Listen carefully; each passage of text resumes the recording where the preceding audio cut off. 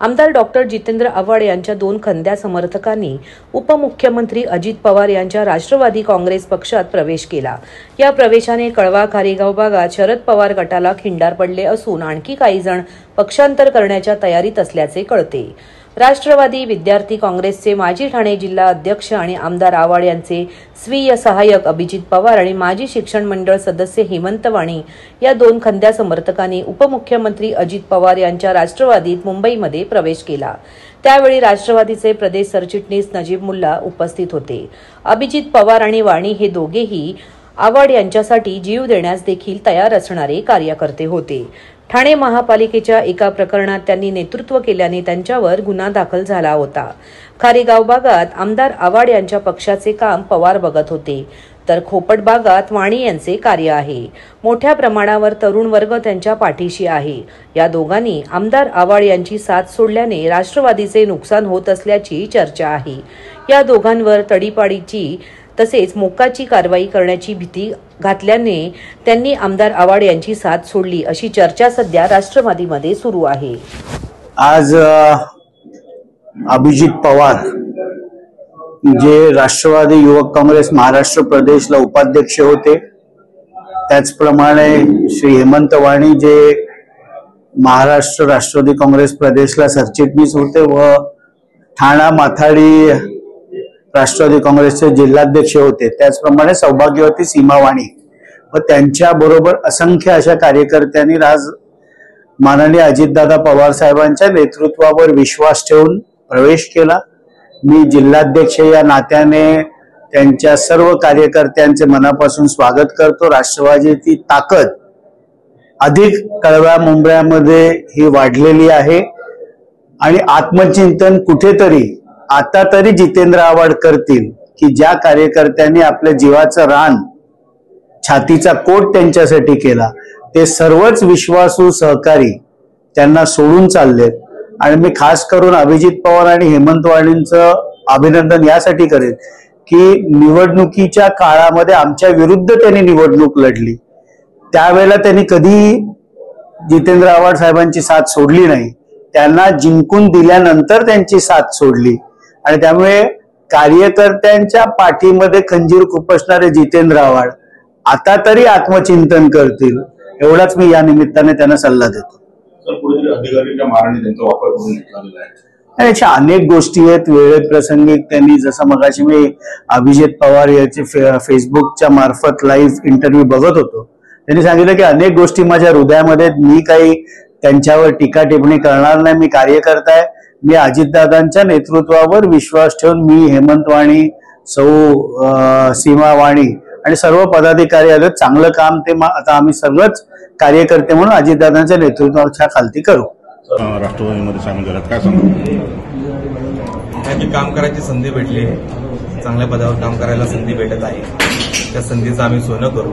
अजितदादांनी ठाणे जिल्ह्याचे अध्यक्ष आनंद परांजपे साहेब, नजीब मुल्ला सरचिटणीस साहेब यांनी माझ्यावरती जो विश्वास दाखवला त्याबद्दल मी त्यांचा आदर मानतो। ठाण्यात एकत्रित काम कसं केलं जातं हे यांच्याकडून शिकण्यासारखं आहे, म्हणून आज या पद्धतीने दादांच्या हस्ते माझी कोकण विभागीय अध्यक्षपदी नेमणूक झाली आहे। काही गोष्टी पण त्या कालांतरानेच बाहेर पडतील तर चांगल्या आहेत की मला सवय आहे की मी सगळ्या मनात गोष्टी ठेवत असतो, मी कोणाला काय बोलून दाखवत नाही आणि इथून पुढेही काय बोलणार नाही। पण काउंटर अटॅक झाल्यानंतर ते बोलावे लागतील, कारण की असं गप्प राहून पण चालणार नाही। ज्या पद्धतीने ज्या सभेने काहीतरी गोष्टी झाल्या होत्या त्या गोष्टी चालत राहतील, कारण की राजकारण होत असतं, पण ते खूप आता इथून वरती गेलं होतं, म्हणून इथं स्टॉप व्हावं असा निर्णय घेतला। तुम्ही काय अधिकारांनी मारण केलेली, केस घेतलेली, तडीपार झालेला, नंतर फक्त तुमचा वापर केला कारण त्या माणसाबरोबर परत सेटलमेंट झाली, ही खंत कुठे मनात आहे का तुमच्या? असणारच ना, कारण की ज्या पद्धतीने जसं फॅमिलीवरती आम्ही प्रेम करायचो, वहिनी वगैरे असतील किंवा त्यांची मुलगी असतील, त्यांचं ठीक आहे, सर्व होतं, प्रेम होतं, सर्व होतं, पण ज्या पद्धतीने तो इन्सिडेंट झाला, एक अधिकारी बाहेरची वार्ता करून या सर्व गोष्टी घडवून आणल्या, त्याच्यानंतर मी काही ट्विट्स केले होते की सीएम साहेबांचं नाव वापरून तो माणूस काय काय बोलत होता. ठीक आहे, कालांतरात जे व्हायचे ते झालं, बदली व्हायचे ते झालं, पण त्या बाबतीत पण त्याच्याबरोबर हात मिळवणी झाल्यानंतर मग आम्हाला थोडंसं दुःख वाटतं. हे काय झाले असं थोडीशी चर्चा करायला पाहिजे, काही गोष्टी झाल्या पाहिजे, ते झाल्या. आज गेले 8 वर्ष कुठल्याही प्रभागात कामं न झाल्यामुळे आज हा आम्हाला निर्णय घ्यावा लागला. आज प्रभागात प्रत्येक महिला असेल, माझी 35 महिला बचत गट आहे, माझी मिसेस सांभाळते. प्रत्येक बचत गटाच्या महिलांच्या तक्रारी आहेत, कामं होत नाही. आज गल्लोगल्ली रस्ते, पायवाटा, कुठल्याही विकास कामाला पूर्ण खंड पडले. त्यामुळे आम्हाला हा त्रास होतोय, पण चुकतंय, सांगता येत नाही, सहनी करता येत नाही. पुढचा मार्ग कसा असणार? पुढचा मार्ग फक्त विकास.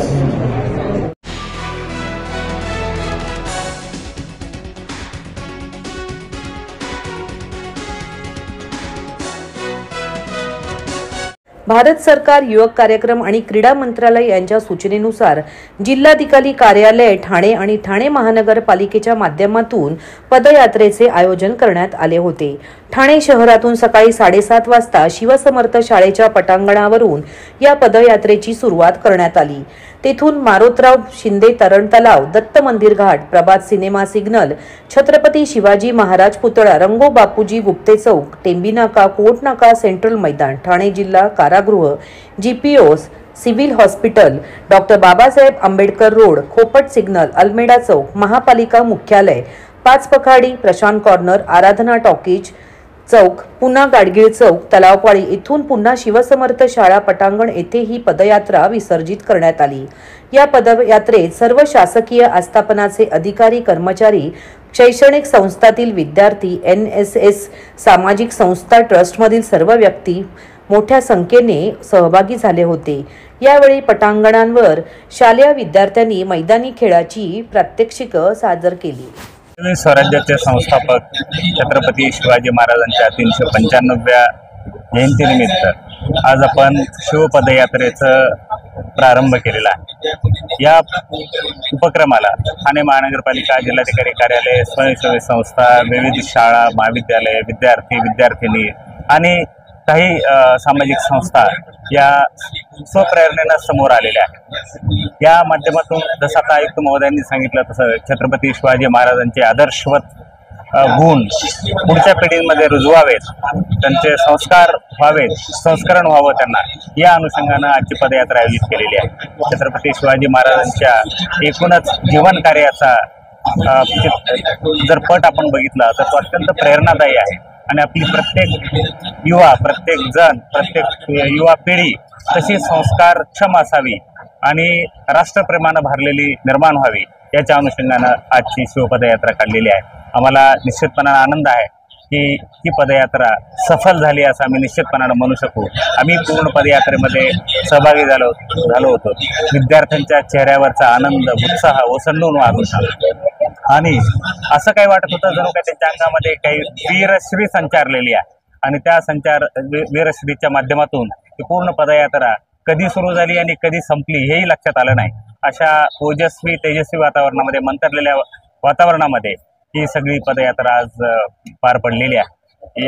या निमित्त सर्वांना मी आभार व्यक्त करतो सर्वांचे. ठाणे महानगरपालिका असेल, मुख्य कार्यकारी अधिकारी महोदयांचे, जिल्हा परिषद असेल, विविध शाळा आहेत, महाविद्यालय आहेत, जिल्हाधिकारी कार्यालय आहे, सर्व सहकाऱ्यांचा मी या क्षणी मीडियांचाही आभार व्यक्त करतो की यांच्या माध्यमातूनच हा सगळा प्रवास जो आहे तो लोकांपर्यंत पोहोचणार आहे. धन्यवाद. छत्रपती शिवाजी महाराज यांची 395 जन्म जयंती याच्या निमित्ताने भारत सरकारची सूचना तसेच महाराष्ट्र सरकार यांच्याकडून प्राप्त झालेले निर्देश याच्या अनुषंगाने आपल्याला शिवपदयात्रा याचं आयोजन करायचा होता. त्याचा हेतू आपले जे युवक आहेत, युवती आहेत, त्यांच्यामध्ये शिवाजी महाराज यांचे संस्कार आरोपित करणे, त्या अधिरोपित करणे हा होता. आणि आपण सगळ्यांना कल्पना आहेतच की संस्कृती आणि धर्माचे संरक्षक आणि सुशासन आणि स्वराज याचे संस्थापक म्हणून शिवाजी महाराज यांची कीर्ती आहे. मग त्यांचे गुण, त्यांचे जे संस्कार आहे ते आपले अंगात ते अंतर्भूत झाले पाहिजे, हा एकंदरीत आजची पदयात्रेचा हेतू होता. यामध्ये जिल्हाधिकारी कार्यालयाची पूर्ण टीम, ठाणे महानगरपालिका, जिल्हा परिषदची पूर्ण टीम आणि विविध शासकीय कार्यालय, पोलीस डिपार्टमेंट, फायर डिपार्टमेंट हे सगळेच लोक सहभागी होते. साधारणतः 5000 पेक्षा जास्त नागरिकांनी या पदयात्रेमध्ये सहभाग दर्शवला आणि एकंदरीत खूप सुंदर, खूप ऊर्जावान एक वातावरण निर्मित झालेलं आहे. सर्व नागरिकांना आवाहन करण्यात येत आहे की सध्या डासांमार्फत पसरणाऱ्या डेंग्यू या आजाराचा प्रसार रोखण्यासाठी प्रत्येकाने पुढील प्रमाणे कार्यवाही करावी. डेंग्यू आजार एडिस इजिप्ती हा डास चावल्याने होतो. या डासांची पैदास साचलेल्या किंवा साचवलेल्या स्वच्छ पाण्यामध्ये होते. 8 दिवसांपेक्षा जास्त दिवस पाणी उघडे व साचून राहिल्यास त्यात डास अंडी घालतात. अंड्यांच्या अळ्या तयार होऊन पुढे डास तयार होतात.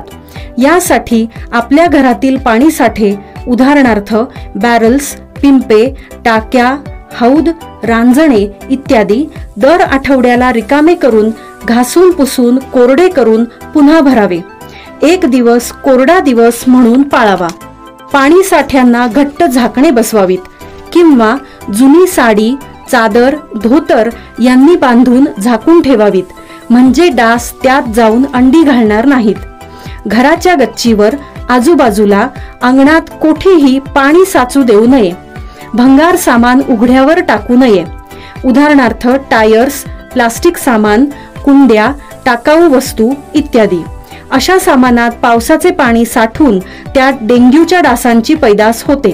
घरातील कूलर्स, फ्रीजच्या पाठीमागील ट्रे हे देखील वेळोवेळी कोरडे करावेत. लक्षात ठेवा, नुसत्या फवारणीने डास घनता कमी होत नाही, तर त्यासाठी डास पैदास ठिकाणे नष्ट करणे ही आपल्या सर्वांची जबाबदारी आहे. कोणताही ताप अंगावर न काढता जवळच्या शासकीय रुग्णालयात मोफत औषधोपचार घ्या. अशा प्रकारे नागरिकांनी सहकार्य केल्यास डेंग्यूचा प्रसार रोखणे सहज शक्य आहे.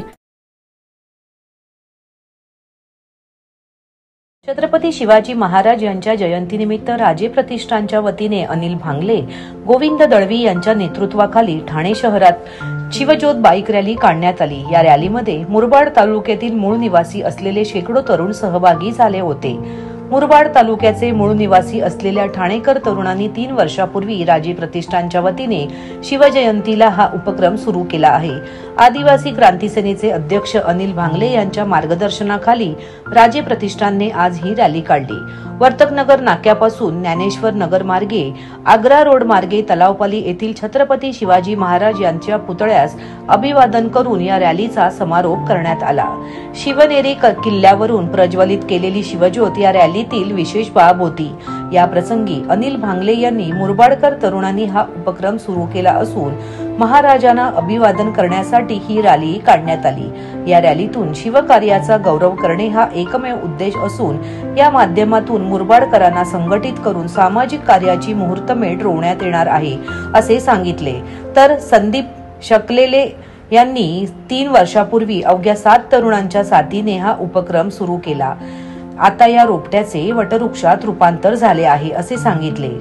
या रॅलीच्या आयोजनात नितीन गावट, जनार्दन पवार, जगदीश शेलवले, हरीश चौधरी, सुनील पवार, जयेश खापरे यांनी महत्वाची भूमिका बजावली.